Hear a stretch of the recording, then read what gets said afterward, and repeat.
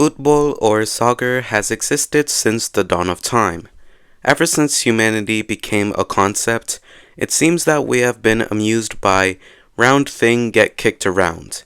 It has become a large part of cultures all around the world, and I know that is especially true for where I was born. So, I know what you might be yapping about right now. How did I, a bisexual K-pop obsessed 15-year-old who spends way too much time on the internet, even get the chance to watch one of the greatest football players of all time? Well, it's almost entirely my brother's doing. My brother is obsessed with football, and has been since he was very young. So when he found out that Messi would be playing against our local team, he didn't hesitate to take that chance and go see him. At first, I didn't really want to go, because I thought that someone else in my family, someone who was actually into football, would enjoy it way more. But at the last minute, the person who was going to go instead of me had other plans, and I got to go, and thus, this video was born. As a child, I was essentially brainwashed into liking Barcelona.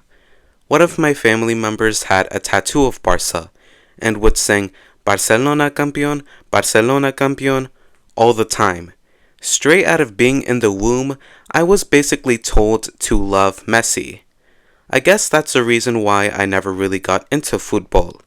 So many people around me already were, and I was forced to play it as a child. Because of all of this pressure, I feel like I couldn't really recognize it for its greatness. Maybe it was my hidden bisexuality, or maybe I just knew that I was much more of an artsy person than an athletic person, but regardless, football and sports in general really haven't been my strong suit. I think I've gotten better with appreciating it, but I don't think I'm ever gonna like it to the point that 90% of the people in that stadium did when Messi was playing. Going into the game, I thought I was prepared. I knew what I wanted to wear, I had taken a shower, I had my camera ready, and my phone was charged. But I was not prepared for the insanity about to happen. My brother and I picked up some other family members, got some drinks, a football, and some jackets, and we were off to the road. At first, the ride to the stadium was pretty chill, but as we got closer and closer, it became apparent how large of an event this was. There were miles and miles of back-to-back cars, and it took quite a while to get out of that traffic and then find some parking. After finding some parking, we passed a ball around in the parking lot and then entered the stadium. A sea of people surrounded us. This was the most packed we had seen any football game get. We got some food and ate quickly, as we watched as Messi finally entered the stadium on one of the TVs. We spent a little time with my brother's friends who were also there, where one of them didn't know I know essentially nothing about football and was flaming me for wearing a Barcelona shirt. We watched as Messi got on the field and then made our way to the actual seats to watch the game. The crowd roared as the game began to start. Everyone stood up for a couple of seconds after the national anthem, just to get a good sight of the game, but then sat down. Within the first 40 seconds of the game, the refs scored a goal against Miami FC. I was shocked to say the least, barely knowing what just happened. The game continued, as both teams fought furiously. The Revolution ranking it up this game. This was their chance to show what they were made of, but they didn't stand a chance against Miami. There were multiple times where both teams could have scored, but Miami locked in, scoring more goals than the refs by the first half. Everyone seemed pretty hyped. A lot of people stood up to get food, drinks, and go to the bathroom, but us, we stayed put, listening to the DJ play music, watching people in the crowd get displayed, and seeing a man fail at hitting the crosshair. Also, Spider-Man and a couple of rappers were there too. The game continued, and I was low-key drained after that first half. I feel like people were on the edge of their seats during the first half and chilled out after. That's not to say that the game wasn't still hype. There was a tiny corner of people singing and chanting and clapping, doing Revolution, dun dun dun dun dun. Messi was waving to a side of the stadium that wasn't ours, sadly, and a wave was started that went 3 times around the stadium. Luis Suarez entered the game pretty late into it, but went crazy against the Revolution, and by the end of everything, the score was 1-4, meaning that Miami had won.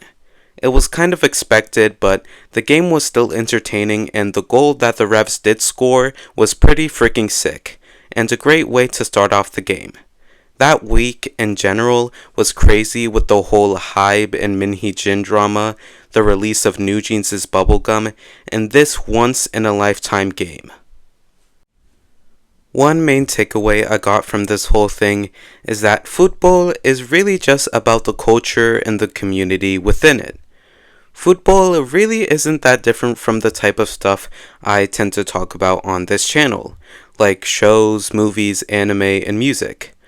Although people come into these types of media for the actual thing they are presenting, in this case the actual sport of football, people stay because of their loyalty to players and teams, discussions they can have with fellow enjoyers, analysis/deep dives on the sport, and the general sense of unity within it. Although I don't think I'll ever love football or sports in general to the degree that some people do, I think my understanding of why people enjoy it has become more clear. I will continue to go to Revolution games since my brother has season tickets, and I will continue to support his games whenever he plays. Alright, that is all for this video. When I started making content on YouTube, I never thought I would be here talking about how I got to see both Luis Suarez and Lionel Messi play merely feet away from me, but I guess I also never expected to make 2 videos on Grimace and an over 30-minute long video on New Jeans. But here we are.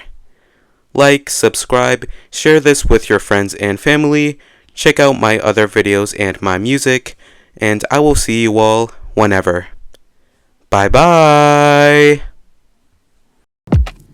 Kendrick ain't a good father, and he got a girl he about to slaughter. He's short, spitting out info that he contort. Mad because he was told he was in the big 3. The top is still the top, at least you ain't trying to get into this crowded industry at the age of 15. I released my second album around the same time as For All the Dogs and Scary Hours. Not gonna lie, that was the scariest time my YouTube had ever seen. Nah, Drake. Kendrick said he wants people like you dead. You're gonna tell me this is just info you gave to keep his raps fed?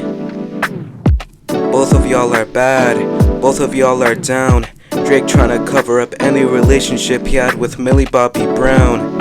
I'm here on my rap shit, Drake on his pedal shit. At least they ain't rape shit. Kendrick went ape shit on those beats. Both of them talking about dick size. If anything they say is true, the 2 should be penalized. Using the AI voice of Snoop, I'm just saying what's already been said. I don't got no inside scoop. Tupac getting mentioned. I should probably stop singing if I don't want to make content with a Glock.